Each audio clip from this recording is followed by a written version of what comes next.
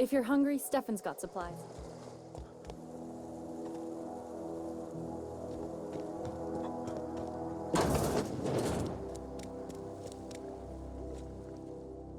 If you're hungry, there's meat turning on the spit outside. If you're bearing illness, find a place to lay your head down and I'll fetch you a poultice. Whatever your troubles with Edgewater, leave them at the gates and be welcomed here. Any questions, dear?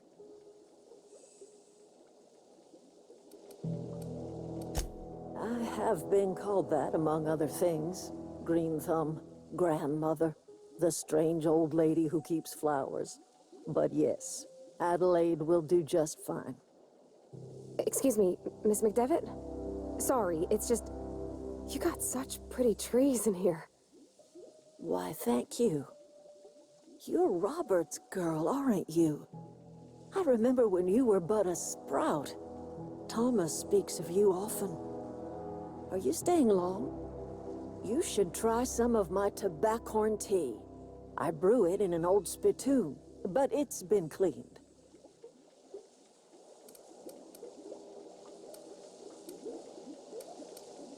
No, dear. The garden belongs to us all. Life is the gift of the universe, and the universe yields its bounty equally, absent of prejudice.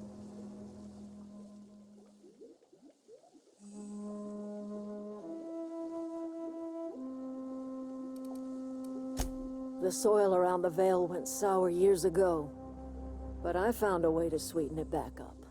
The secret recipe is a little bit of elbow grease, a dash of love, and a heaping pile of special fertilizer.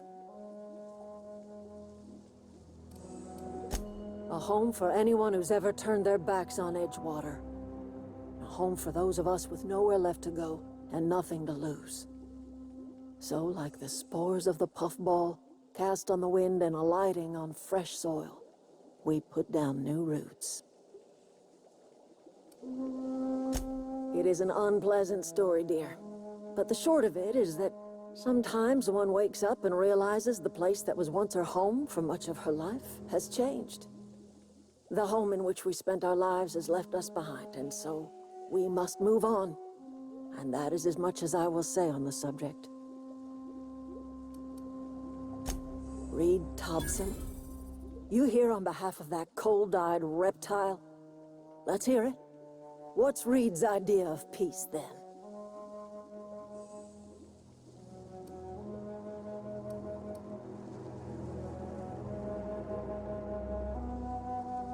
Like everything else that comes out of Edgewater, that peace offering is canned. I and my own are living just fine out here by ourselves.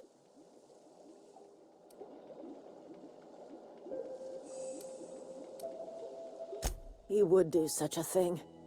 The question is, why would you agree to his plans?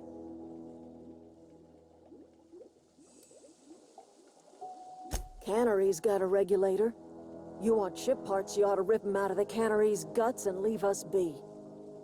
If you're going down to the plant, you should divert power away from Edgewater and toward our end of the grid. Think about it. You'd be liberating an entire town from a lifetime of service to that odious cannery.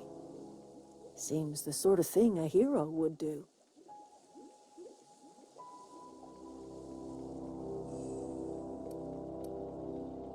You've seen that miserable excuse for a town with your own lamps. Hollowed-out workers laboring their lives away at the cannery, living off whatever scraps Spacer's choice throws them. You know that's true, don't you, Ms. Holcomb? Your father died of overwork. His heart gave out. He was tired all the time, sure, but he was old, ma'am, and he raised me all by his lonesome. Look what they did to this child. Lost her family to the company, and still she defends them.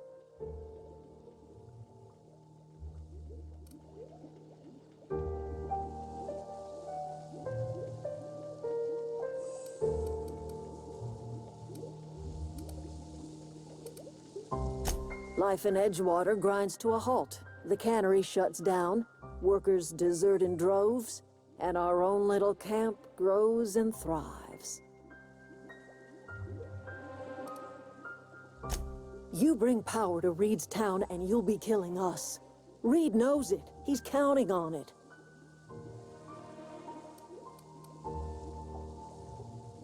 I trust you will listen to your conscience.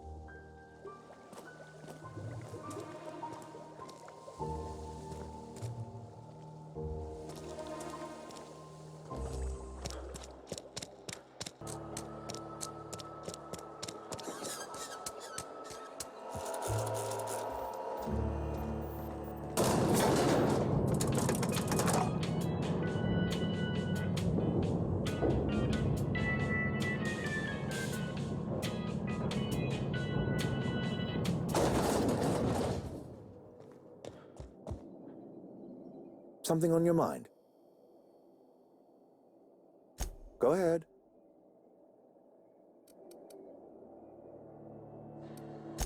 Can we not? Talking about unpleasant things always gets my bile up.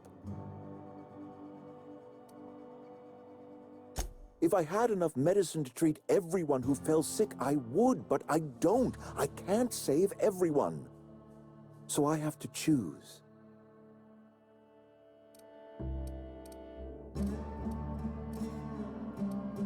Yes, it is. And it's necessary. Spacer's choice is a family, and the survival of the family is more important than the survival of the individual. That I cannot say. There was no moment when the plagues began. Disease always lurks on the fringes of society, waiting to infect the idle and the lethargic. But in the last 10 years, the plagues have become progressively worse and increasingly frequent.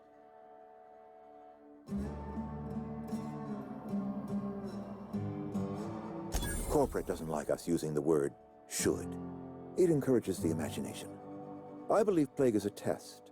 It is a test of our loyalty and our fortitude, and it is one we will see through to the end.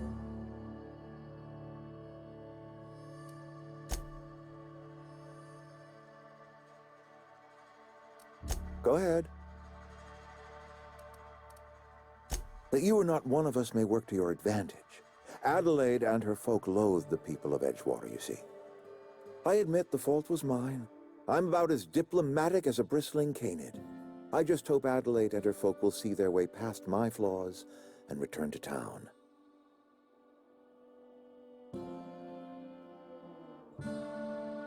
Scripture tells us we all have our purpose in the world. Our work shows us that purpose. We should not have to move on from it. Yes, we have lost good workers to desertion. We have lost even more to plague. But it is why we must square our shoulders and carry on. Losing Adelaide was the hardest. She was our only flavor specialist. When she walked away, I knew we were in trouble. Spacer's Choice Saltuna is renowned across the system for its quality flavors and additives. We used to sell citrus-flavored Saltuna in our heyday.